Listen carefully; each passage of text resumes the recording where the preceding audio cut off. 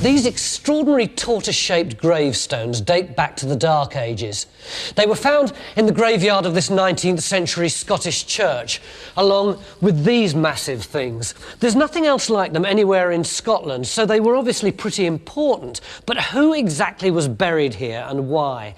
Can Time Team find the answer to this riddle? Or will the origin of these stones always be hidden in the fog of Scotland's Celtic past?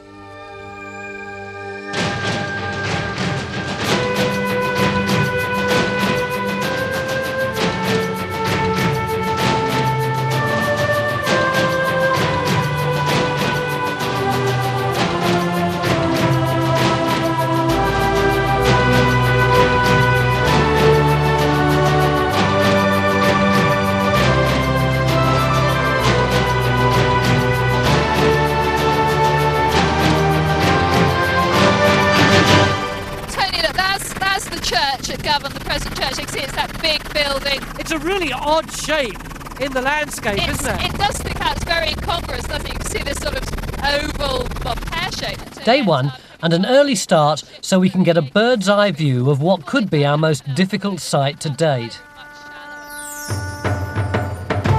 This is Govan on the banks of the River Clyde, and that's our site, the pear-shaped graveyard of the parish church. Archaeology in a graveyard, even one like this which has been closed to burials for 80 years, is a nightmare. At least 11 successive generations have been buried here, and we must try to avoid digging up the grandparents of the present Govanites while we search for the earliest occupants of the site. Occupants who marked their graves with elaborately carved stones. Govan's 19th century minister recovered 30 stones from the graveyard. The present incumbent wants us to solve the riddle that no one has been able to answer. Why are they here? It's a particularly tall order for just 3 days because a week ago our lead archaeologist Mick Aston went and broke his leg looking for a holy well, so he can't be here. But we do have with us Anna Ritchie, who's a leading expert on the Scottish Dark Ages. Anna, this looks such an inappropriate place for a historical site of any significance. Are we really likely to find anything interesting here? It has to be a really important site. It's the only way to explain why there's such a very big collection of wonderful early Christian sculpture. And it dates from between about the mid-9th century and the mid-11th century. So what might we be looking for? Well, aside from the sculpture, the other big clue that we've got is the fact that, you see, the boundary of the modern churchyard is rounded. Well, now, if that churchyard belonged to the present church, it ought to be square or rectangular. That's the normal shape. This sort of rounded enclosure is very much earlier, and it's typical of early Christian graveyards. And you see the way that the church juts out over the edge of the boundary. Yes. Well, that, I think, proves that the boundary is older than the modern church, and therefore there must have been an early church, perhaps a little more central to the enclosure. Which was exactly what Carenza was looking for at the bottom of a trench dug here last year by Glasgow University. And they found this wall. Steve, that's part of the wall in the section there, isn't it? Yes, we removed it in the hope that we would find some artefacts to help date it. But you we didn't. How do you know it's medieval? Well, we think it's medieval because we think it's early medieval because there's no mortar built into it, and it's really in the 12th century when they start building proper mortar churches in Scotland. And we also know that it's reasonably old because we've gone through the foundation demolition rubble of earlier churches. So for instance, here's slates from one of the post-medieval churches, and there's quite likely to be a sequence of medieval ones. We're under the path here, as you can see. The trench was deliberately put on the path because we know it's been there since the 18th century. Therefore, there aren't going to be any recent burials there. Yeah. So hopefully we won't disturb any of that. What we want to do is extend this trench back towards the church, again hoping we won't hit any burials, but hoping that we may find the continuation of this wall, maybe find a corner or something that would tell us what direction it was going in. It's aligned east-west, which of course is really encouraging, possibly it might be an early church. 10 o'clock, and Carenza starts her search for the evidence to prove Steve's theory that he's found the foundations of the earliest church to stand in this ancient graveyard. But I'm not sure what connection an early Christian site would have had with the carved stones at the centre of our riddle. You call these hogbacks, don't you? It's the curving shape of the back is why it's called hogback. So were they meant to be anything at all? Yes, they're tombstones which were meant to look like houses. They were very popular in northern England amongst the Danish settlers. The odd thing is that you don't get anything like this in the Scandinavian homeland, only in Britain. It seems that once the Danish settlers were in northern England, for some reason, these were invented to suit their taste. And then they moved up here and it was the fashion up here. That's right. And presumably they just signify the little houses that people would live in after they were dead? Yes, yes. What about these ones here? Are these of the same sort of period? These are probably a bit earlier, Tony. And what we have on this stone is a very simple linear cross. And then at the bottom, we have this image of the figure on horseback. With the hogbacks, we have influence coming up from northern England. And the Christianity in this area was heavily influenced also by Irish Christianity and the west of Scotland. And we've already seen the Pictish influence coming in from the northeast. Govan was almost the centre of a small medieval world. Over this weekend, we're going to copy the work of the stonemasons who lived in this small medieval world and carved the ancient stones. By the end of 3 days, this piece of sandstone will hopefully be the latest addition to the collection in the church.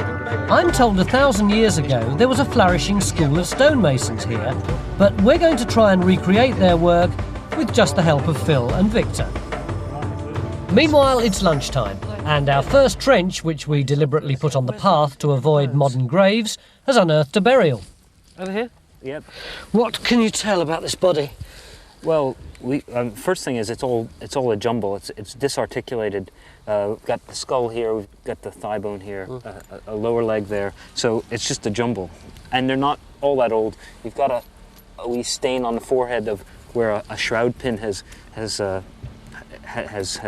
been resting. So it looks like we're looking at something which is 200 or 300 years old, not 1,000 years old.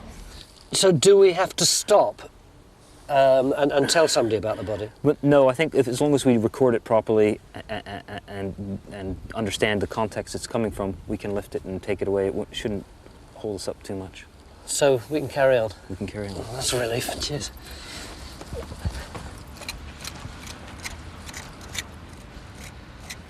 So what's this map?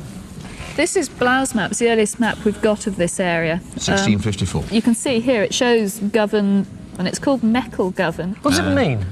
There's a bit of dispute about that. But the latest opinion indicates that it refers to a small hill or hillock. That's interesting because when we look at General Roy's map of about 1750, Robin? Circa 1750, yes. Here's Govan again, still called Mechel Govan. There's the church and its churchyard. And you can see just here this little C-shaped smudge. So That's what right. it is a small mound, which would fit exactly with what you say the name was. If in the 12th century it was called Govan and that name means a small mound, then that suggests this mound, which we know was here in the 17th, 18th century, was still there in the 12th century. I suspect they used the top of it as an open-air meeting place for administrational purposes. And Is there anything of it left?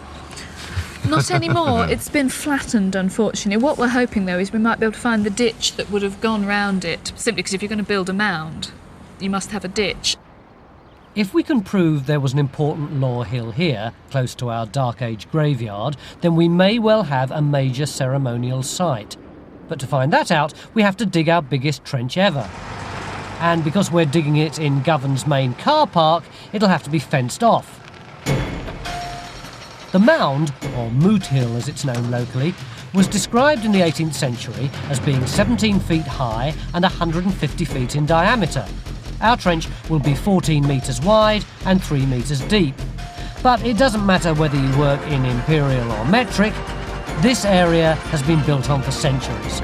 So it will take at least a day before we get deep enough to reach even the later medieval layers. Still, it'll be worth the wait. Finding a ditch in all of this will be a fantastic achievement. This is a 18th century engraving when the mound was still standing. What's happened since then is the mound's been levelled, but the ditch, with a bit of luck, should still show where it was cut down and below the area which is So where's the ground level now, according to this? If we took Well, I a think section? the modern ground level is probably about across there. It's really very high then. It is. It's probably been built up quite a lot. But the ditch is still, you can see the line of the ditch there if you draw that in. That's why we have to go down so deep to get to the land surface that was left when the mound was levelled, and hopefully that land surface will have the ditch cut into it. Now, if our Moot Hill and our Dark Age church were in use at the same time, then these two ceremonial sites would have been connected by a processional roadway, and the more impressive the entrance to the graveyard of this road, the more important the site. So we've got roads coming up the hill, and they're coming through here, and we've got this really big entrance with fancy buildings and a great entranceway. Is that how you see it? This is the pointy end of the pear, if you like. And it must be the principal entrance. It should have an impressive gate. And for instance, last year, our dig, which was right at the end of this pathway, produced areas which we interpret as workshops. That's something which we would expect to find around the perimeter. So if you got all that, why the devil didn't you go on down in here? Well, we just ran out of time. Is there any chance we can extend it back? We're going to have to take it back a couple metres. We'd better get these slabs up then. So in the 9th and 10th centuries, this may have been a grand entrance into an impressive enclosure filled with workshops clustered around a central church.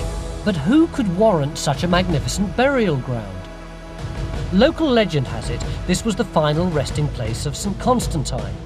But it seems Robin and Anna are about to challenge that legend. What date would you put on it? Judging by the style of the carving, it's mid-9th century, and that makes it the very earliest piece of sculpture on the site. The only question is whether we're dealing with a saint, and I noticed there's no cross of any kind in the carving, although I suppose one could have been on the missing lid, or a kingly aristocratic figure, and it's got to be pretty aristocratic to merit this kind of labour.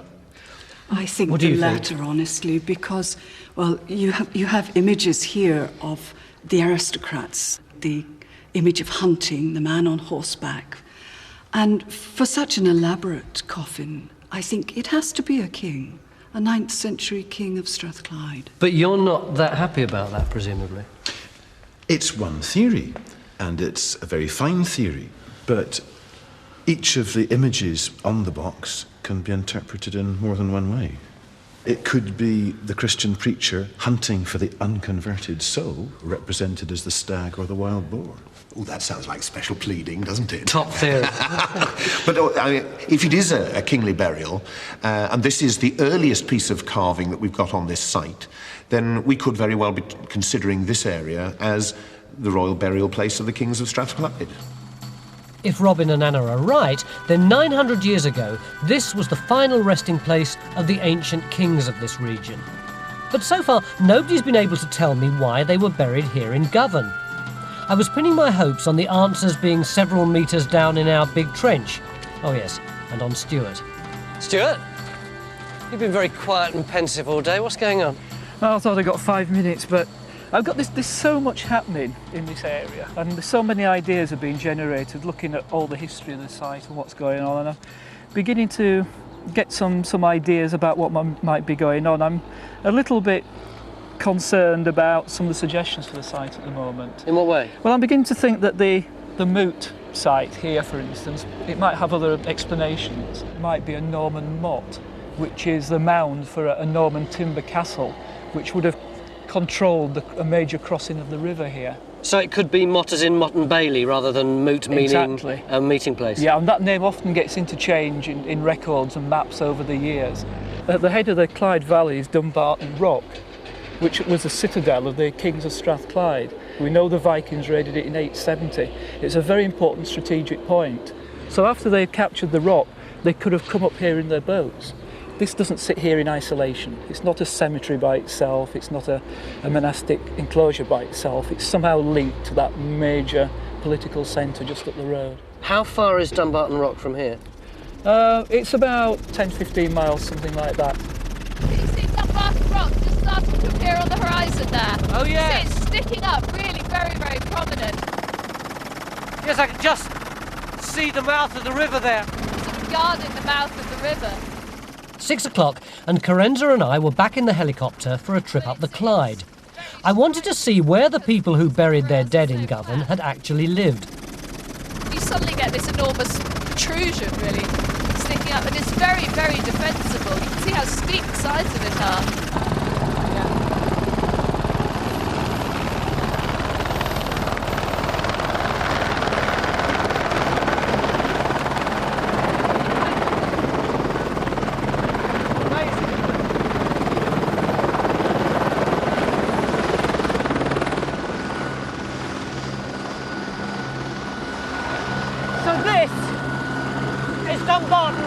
The impregnable citadel of the ancient kings of Strathclyde. As long as you could hold on to this, then you knew that nothing could sail past you and get up into the land around Govan and Glasgow. And likewise, if anybody was there, they couldn't get past you and back out to sea again. But if it was so important and so impregnable, how come they were burying important people just 10, 15 miles upriver in Govan? Join us after the break and we'll try and find out.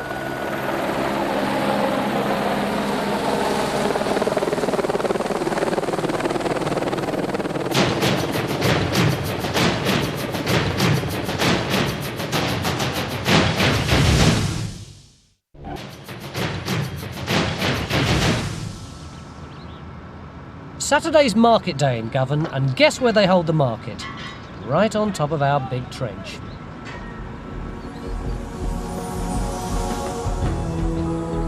Now, Robin and Carenza tell me this is a good sign that our ancient hillock was a moot site and not, as Stuart's suggesting, a Norman castle.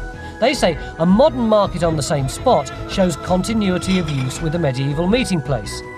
But we still have a long way to go in our big trench before we can discover if our Dark Age tomb makers bought their fruit and veg here 900 years ago. And Stuart still thinks we've got it wrong. You can see it's a monumental piece of earthwork, isn't it?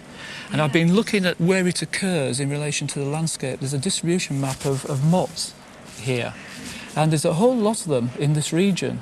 But interestingly, there isn't one at Govan, and there should be, because this is a major crossing of the Clyde.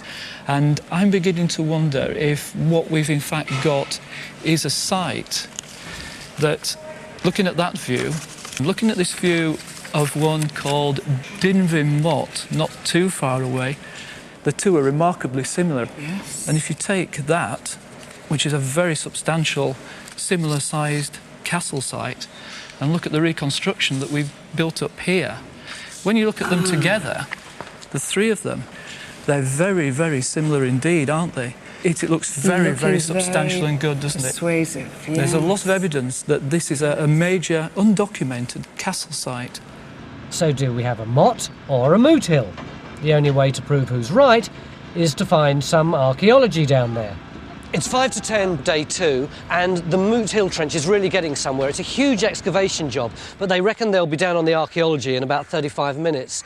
This trench, though, the one that was trying to establish a link between the church and the Moot Hill, which is beyond this building here, is more of a problem. Have you found anything at all in it? Not very much, no. Nothing? Nothing, no.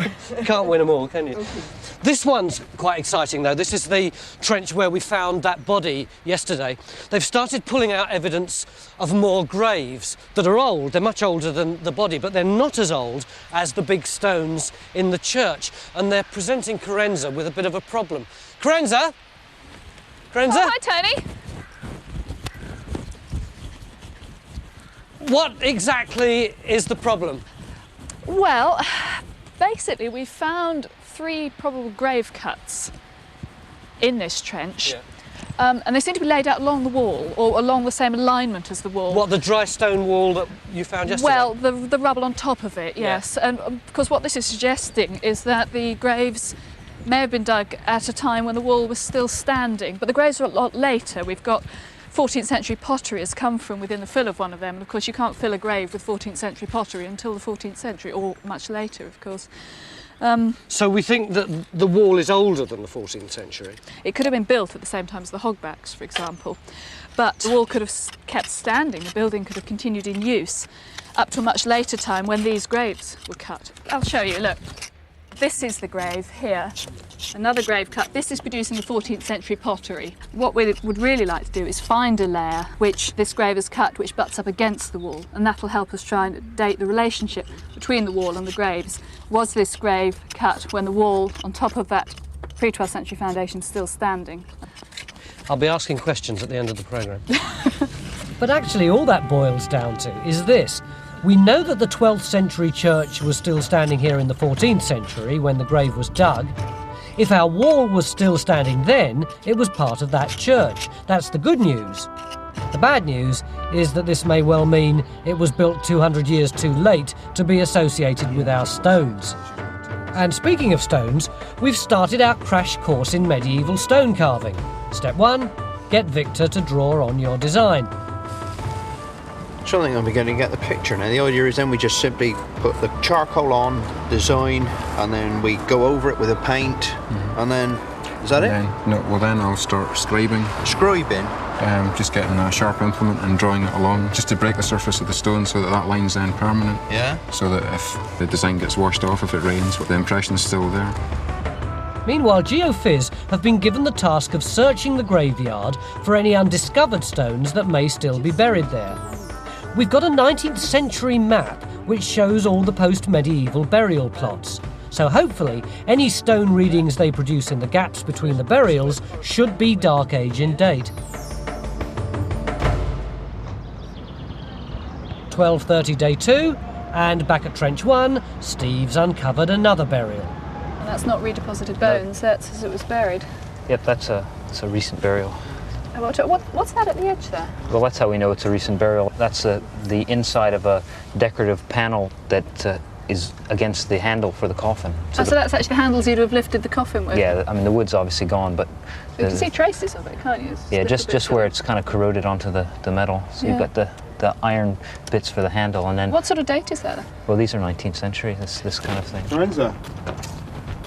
Yeah? Come and have a look at this. What have you got in there? Emptying more of the fill of this grave from which the pottery came from yesterday. This is the 14th century pottery, That's the one. And I've just unearthed, I think, more of the same vessel, which appears to have a face on it. If we gradually smooth away some of the... There's an eye and a nose. And another eye. And I think a mouth underneath. That's wonderful. I'll take this bit over, shall I? OK. There's another small piece to take with it. And I can carry on. So we got more of this up here. Do you want to clean that up? Shove it in there and give it a scrub off on the... Yeah, clean it up with that's it. That's it, and then rinse that off. And then see. How old was it? It's about 14th century, so it's about 600 years old. And this looks like it's the edge of the handle of it, maybe, so you've got a big bowl like that you would lift it up and use sort of under his mouth as the handle. But you can see it's all the same. Yeah, you see you've got that ridge coming around there that joins on there. Brilliant, well done. We can now reconstruct what it would have looked like. Right, well this is the geophysics from the churchyard now. We've actually done the whole of the area. So the very light areas are the paths going around the perimeter. The white blocks are where we can't actually get the probes in the ground because of the graves that are there at the moment. I think there's two things of interest. One, there's a sort of really strange rectilinear shape, and right against the eastern boundary wall, there's three quite distinct blobs. There's some talk of lost stones. I think that would be a good target. If we could actually find one of the missing stones, that would be wonderful for this weekend. Stuart, you're trying to break it. You were looking at the maps, weren't you, for the river? I'm quite excited by what John's just started to point out, because... Excited by geophysics. Over the last day or so, we've been starting to look at the river and the maps. One of the things that came out this morning, looking at the 1750 survey by Major General Roy, when you blow the map up, around the area of the church is a rectilinear enclosure. You're suggesting that map actually means that the churchyard in 1750 was rectilinear. therefore this curving boundary is not that old. I'm beginning to wonder if it might have appeared after 1750, and there's something very peculiar gone on here which we haven't been able to get to yet. I'm still worried we're taking this Roy's map too literally here. Do you feel that your maps and your geophysics is going to be accurate enough that you could drop us down somewhere where we're not going to find graves? Well, therein the problem. I think that area is going to be full of graves. Realistically, we have already hit upon 3 or 4 graves. I mean, we're not going to be terribly precious about this, are we? We're not grave snatchers. It's not that we have a terrible problem with the bodies, it's just that they have to be excavated properly and treated with respect. We can't just hack on through them. It'd be far better if we went back this afternoon. So if we start looking for those stones now, give John an hour and a half to do that work and process it, and provided that we've got some clear evidence, start work on another trench this afternoon. I think so, yes. Well, I'm glad we got that sorted. So, Claire fits a bigger probe to the geophys equipment, so she can look deeper into the soil for any traces of Stuart's square boundary, and we set out in search of those missing stones. So you're just going to prod for it? Well, it's a good way to check. Have a go? You feel that? Oh, there's definitely something there, isn't there? Some of these slabs are really big. They can be 5 or 6 feet long. We're off it there. A whole row of stones were put up against the churchyard wall. Yeah. And although some of them were taken into the church, some went missing. Oh, yes, look, it's definitely a beveled edge, isn't it? Oh, yes. Oh, and it's got a... Yes, look at this. Yeah. I'm afraid that looks 19th century to me. 19th? I don't think that's one of the early stones. Much deeper. We may have drawn a blank with our first stone, but we'll have one more go before we give up.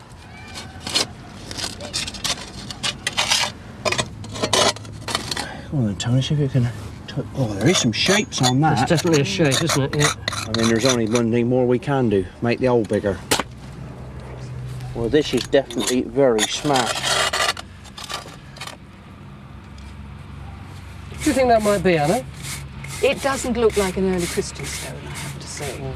It looks like another 18th, 19th century tombstone, and you get all sorts of emblems carved on those. So we're drawing another blank then?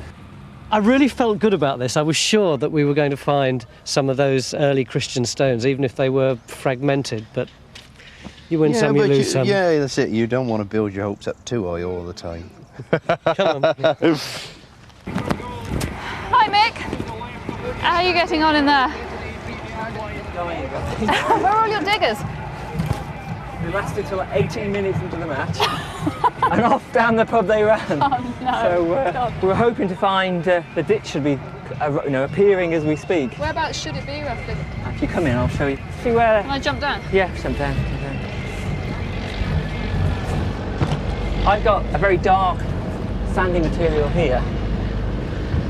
Very dark, right, with sandy soil here, and outside the trench just over here, I've got a very lighter.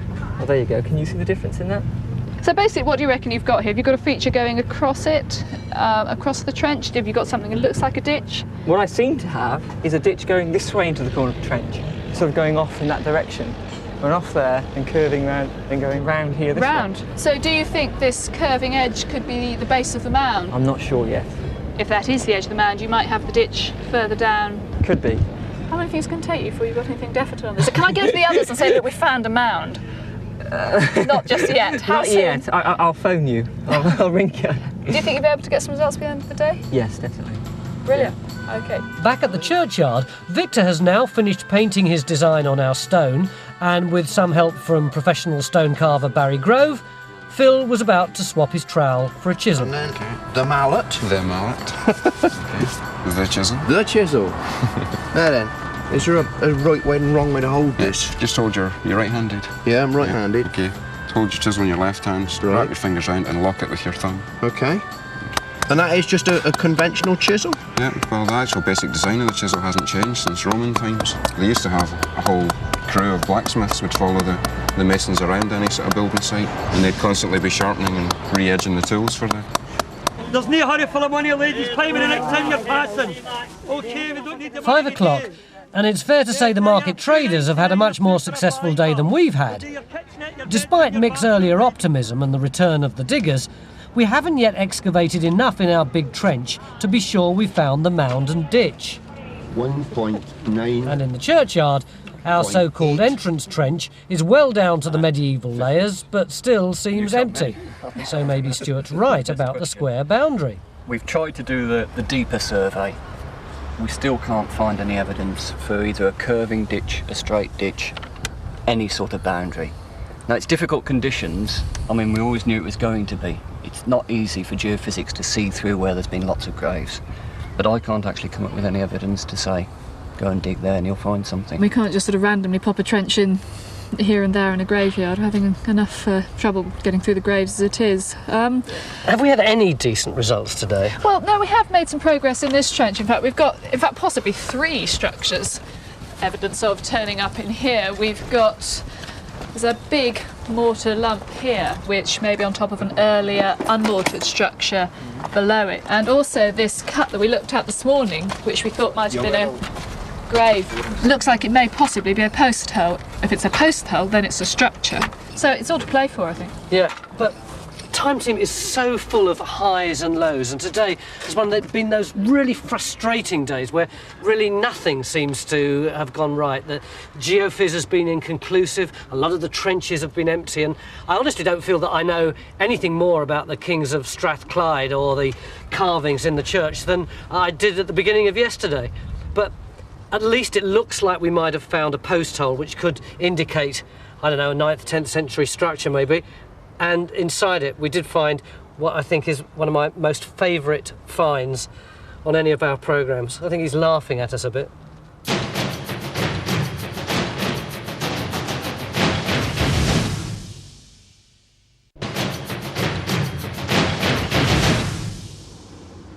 Start of day 3. We've got a flat tyre on the JCB.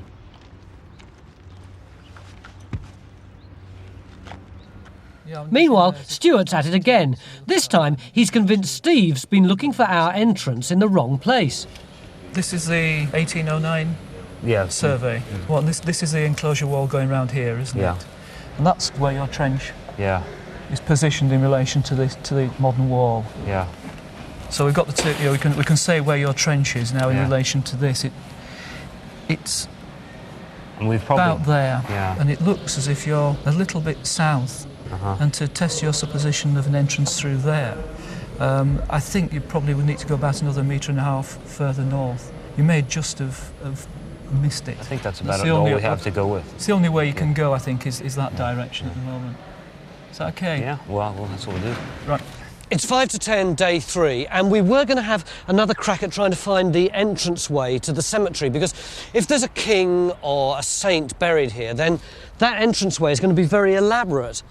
And also, if there's a direct alignment between the moot hill beyond that building there and the church over here, then that's going to imply some significant relationship between the two places. So that's what we were going to do, because that entranceway could be the key to understanding the whole site. But we can't do it because it's going to be at least another 2 hours before we can get a new tyre for the JCB. So instead, plan B. I'm going to go to church.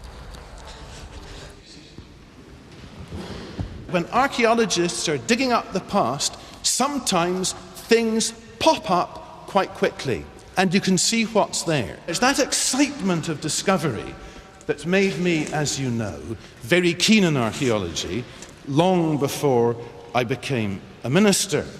And that's why I'm so very glad that things are being dug up around us. But the important thing about Govan Old and our stones and our archaeology is that it's for sharing, so that other people in our community can rediscover how terribly special and how terribly exciting our community is. Midday, And just as the service ends, the JCB, complete with new tyre, starts work on our second entranceway trench, at the pointed end of our pear-shaped graveyard.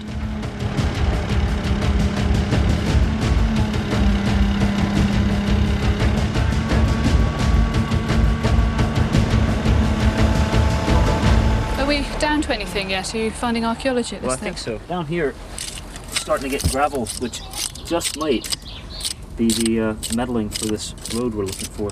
Great. So we might actually possibly have the road for the entranceway. Yeah, so we really pretty much need to stop here with the machine and you know, get some archaeologists in here. Right, so if we stop here, clean this up, do you think we're going to have time, and we were virtually at lunchtime on the last day, do you think we're going to have time to get... Well, it won't take much time to clean this up. I mean, so we've got should be able to determine whether we have something here.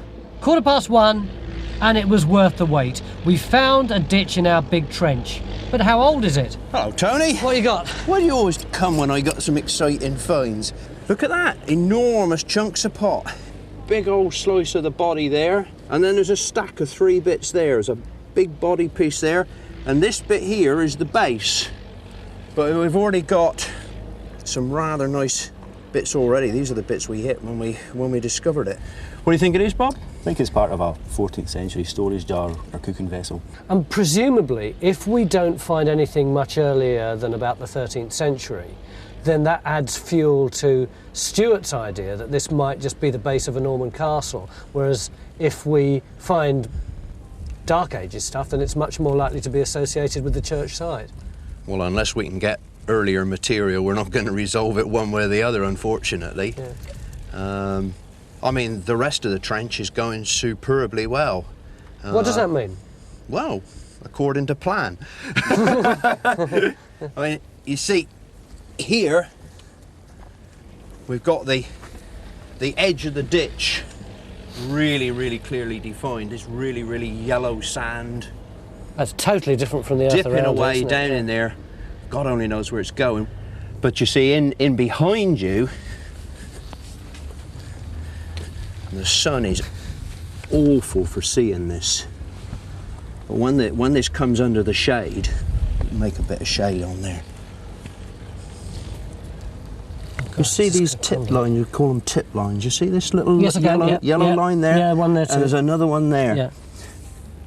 And here, we think might be the edge of the mound coming down. So these are sort of stretch marks? They're literally each layer of soil as it's tipped on, and then gradually the thing gets bigger and bigger and wider, and as you build that mound up, so you get these tip lines, and then as you push it out, you're never ever going to be able to totally remove the base of the mound. And I mean, since I've been working here, and certainly since I realised what the natural is, I mean, it's just got to be the biggest sandcastle in Scotland, really.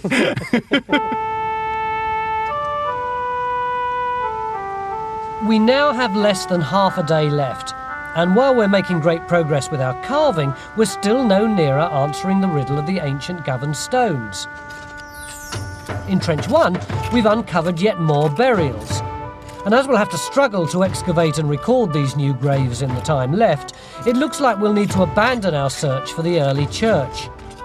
We do have a gravel entranceway in our new trench, but so far we've got no pottery or other finds to give us a date for it. Still, it seems GeoPhys have come up with something new. A big black splodge. Big black splodge. It's the strongest anomalies we've got. It is, isn't it? Really does stand out like a sore thumb. This is the resistivity? So that's a hard lump of stone or something like that? Yes. We're actually stood on top of it. We're so short of time, aren't we, when it's 4 o'clock now? You want to know what that is? Yes, please. I think we should go for it. Put it back.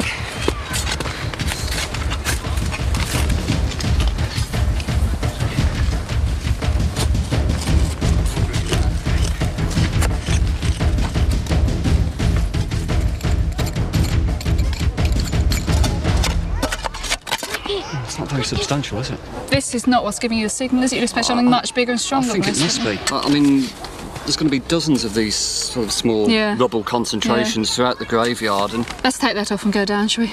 Okay. Let's get moving because we're terribly short of time.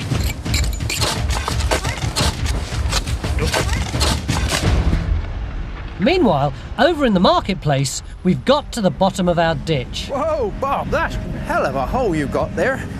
Well, you're nearly finished. Just about. We've a bit deeper than we'd hoped.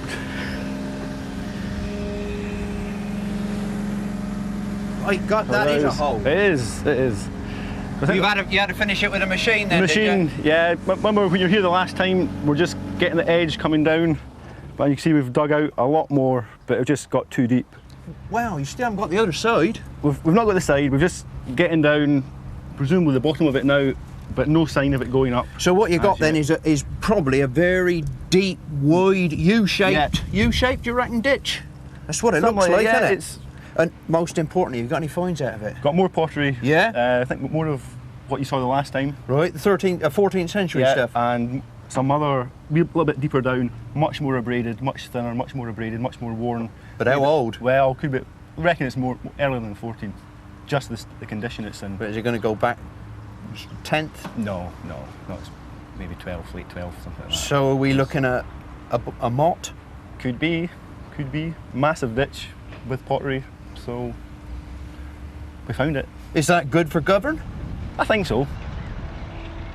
So Stuart was right about our mound being a Norman motte for a wooden bailey.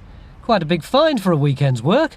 But what about his theory of a square graveyard?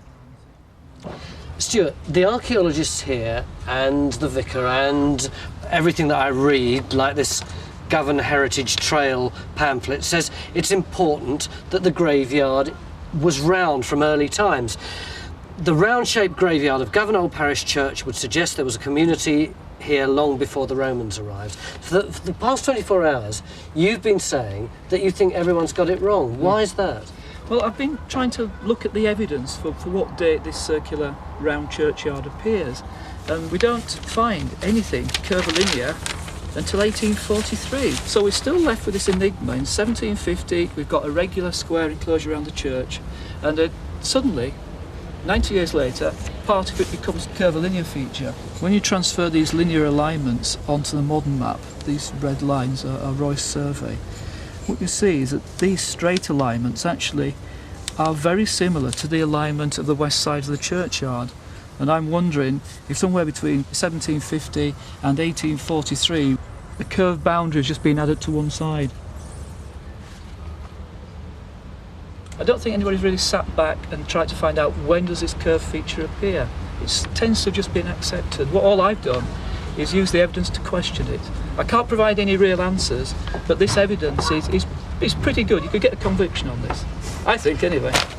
And over in the graveyard, they were still searching for our geophysical big black splodge. This is really thick sand. Yeah. Because that's not natural, is it?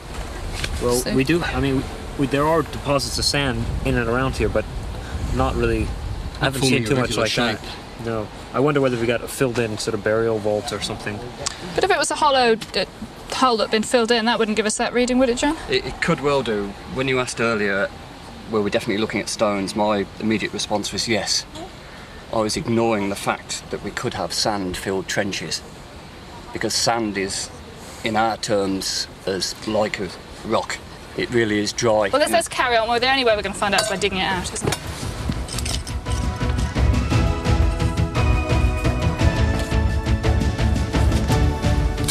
Currents find it as difficult to go through dry sand as they do walls. So it's just a sand pit with nothing in it? I mean, well, we're only looking at a very small section of a much bigger anomaly that stretches 5 metres that way. Any point in doing any more? Well, if you think this explains the reading you had, the reason we dug the hole is because you found something that we wanted to know what it was. If this explains what it was, then I don't think there is there? Nope. Well, Steve, we've nearly finished here. Do you want us to backfill it? Could be backfilled.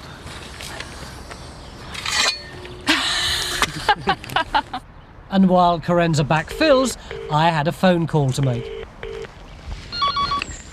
Hello? Hi, Mick. Yeah? It's Tony. Oh, Tony. How you feeling? Oh, not too bad, mate. Anyway, how have you got on? Well, it's been a funny old weekend, really. You know, we'd got this old moot hill. Yeah. And the feeling at the moment is that it's probably a Motte and Bailey castle. Right. Oh, that's very useful. Yeah, it's useful, but it's sort of frustrating in that we wanted to find evidence of an earlier time. I know you're laughing, as you always say, you find what you find. Well, yes, and I mean, I think we often set out with an agenda, don't we? And then we find that it's not like that at all. We've dug 3 trenches here in the graveyard. Yeah. In one of them, just adjacent to the church, we found 3 or 4 stones put together. That's a building, isn't it? It's a building, definitely. Because the mortar isn't there, they're pretty certain it's pre-12th century. The one thing that fascinates me is that the surveyors seem to think that this circular graveyard is actually something that's very recent. How do you feel about that? Well, it's a possibility. I mean, I know we all get excited about circular graveyards and we think they're early, but I mean, some recent work in Wales and Cornwall has shown that there's actually a terrific variety of shapes. That's actually quite significant to even sort of come up with that. But basically, you don't mind if we started off with a moot hill and a circular graveyard and ended up with a Mott and Bailey and a square graveyard? No, I mean, I never have any preconceptions about these things. I mean, life's just like that in archaeology. I'll learn that one of these days. It's 8 o'clock and time to go. We may not have solved the riddle of the stones this weekend, but at least we're leaving Govan our version of their ancient grave markers. It really is beautiful, isn't it? It's lovely, isn't it? It's nice to see it painted. Superb. What do you think we've got out of this weekend? Well, I think we've actually done quite well, considering it was always going to be difficult. It's been made twice as difficult without Mick, but the trench and the churchyard, we have got some early archaeology that is earlier than the medieval pottery we're finding. So, we've uncovered the oldest remains yet to be found on this site, the unmortared foundations of an ancient church wall. It's well below the 19th century grave we found on Saturday. And although we can't link it to our ancient burial stones, the wooden wall that sat on top of these foundations has to date back to well before the medieval stone church was built here. So what do you reckon was going on at that period? What's your bet? I think we've got something pretty important going on here. Maybe a religious site, maybe a royal site. I think there's something going on here. Robin? What I reckon happened was that this became the burial place of the sub-kings of Strathclyde and the aristocrats of this kingdom. Again, a very, very important site. We might not have solved the riddle of what was going on here, but we have got lots of little stories about it, lots of hypotheses, lots of theories. And I like to think that it means that the vicar can hold on to his idea that it was a religious site, and that Anna can hold on to her idea that it was essentially a kingly site. And as for the people of Govan, well, they can listen to all the stories and decide which one they want to adopt.